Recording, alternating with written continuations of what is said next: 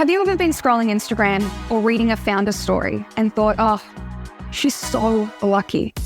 I'm Alicia Mafadia, and I want to welcome you to She Got Lucky, where luck is just the beginning. After building 3 global brands, creating next level wealth through my social media, and being announced as Instagram's first Reels Pro, I know that there's a lot more than luck to getting started, and that with the right strategy, mindset, and drive, almost anyone can create a business that feels too good to be true or too fun to be considered work. In this podcast, we explore the stories of women who've made their mark, not just by chance, but through trust, resilience, and a belief in their capabilities. We'll dive into the actual strategies, stories, and secrets of success. So, if you're ready to chase your dreams, and instead of wondering how she did it, make it happen for yourself, tune in and let's redefine what it means to be lucky in the world of business. In today's episode, I want to dive into the trap of getting caught up in someone else's dream, getting stuck or going down the rabbit hole of what you think is what you want, but then when you get there or on that journey, one day you wake up and realize, what the fuck have I created? This is not what I wanted, and this is what have I been doing? So it's this idea of following somebody else's version of success and realizing that's not what I want. This happened to me because, it is so easy. We're on social media, we're following others who are doing incredible things. And yes, that inspires us.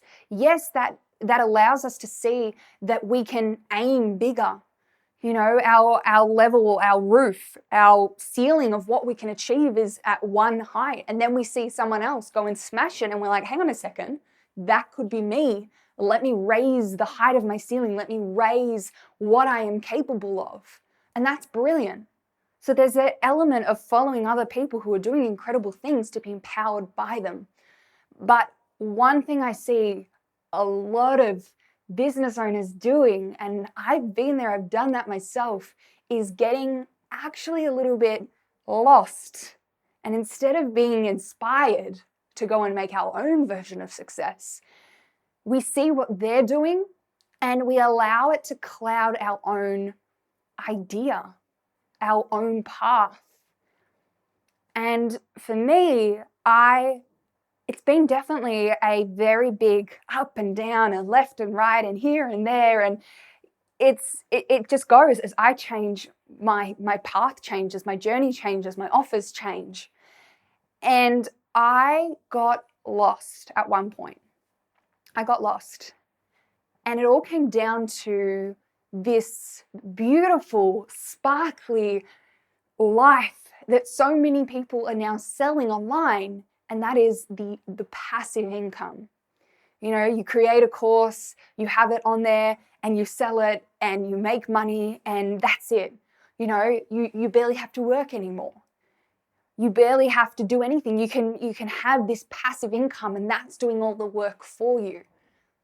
So in case you've sort of missed this, passive income is realistically where you create an offer and that is making you income without you putting in more time, more energy, more work. So that could be a course. That could be a e-product where you've done the work, you've sat down, you've created it, you've got all the trainings. That is all sitting there.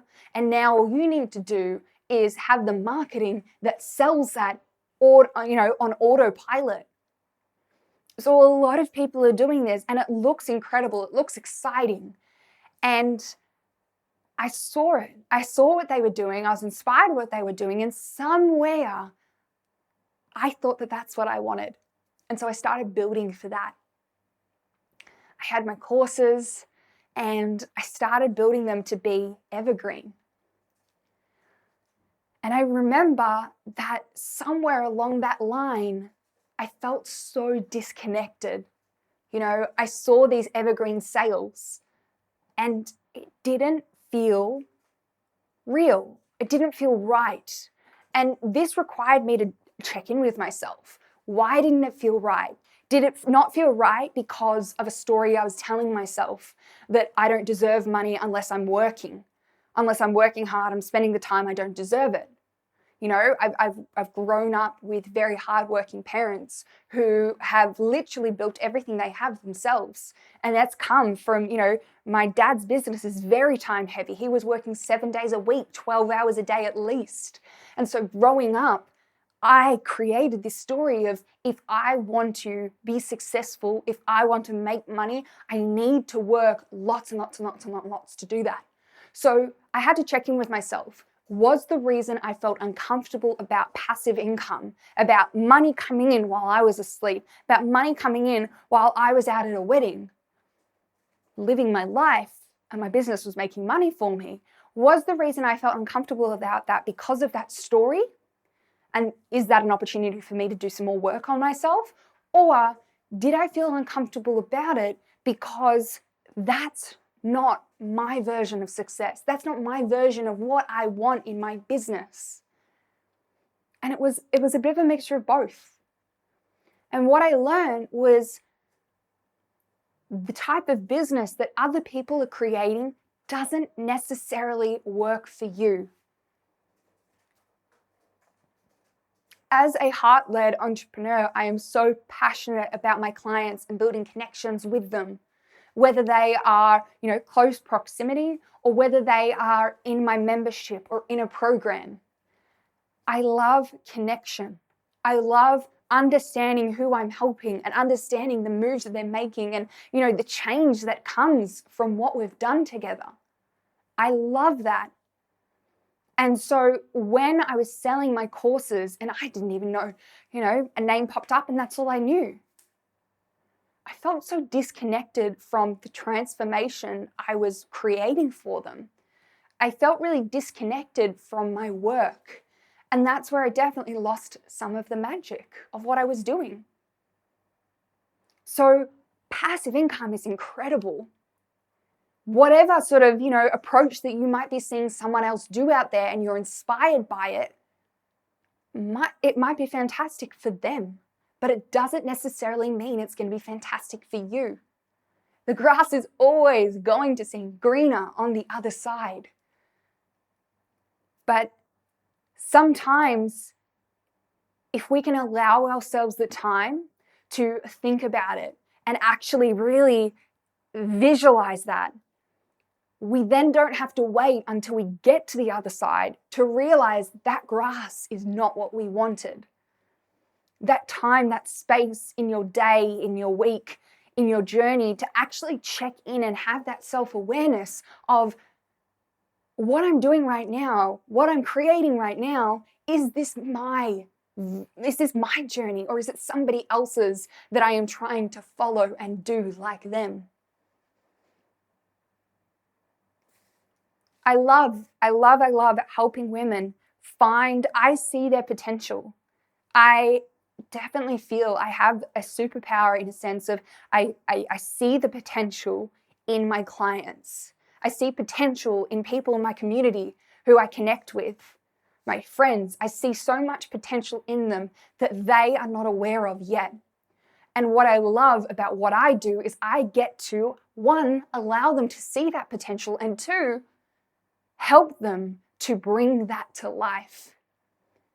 And that's how you build somebody who is a trailblazer, a trendsetter, rather than somebody who is following the path of someone else and not feeling truly fulfilled with what they're doing, not feeling like they are lit up and living their life the way they want. So this is the difference. This is the difference right here.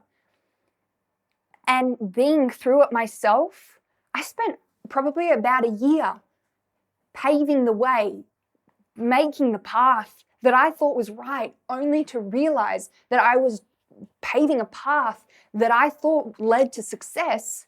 But when I got there, it didn't feel like success. It didn't feel good. I was making money and it didn't feel good. I was creating a business that was successful, but it didn't feel good to me.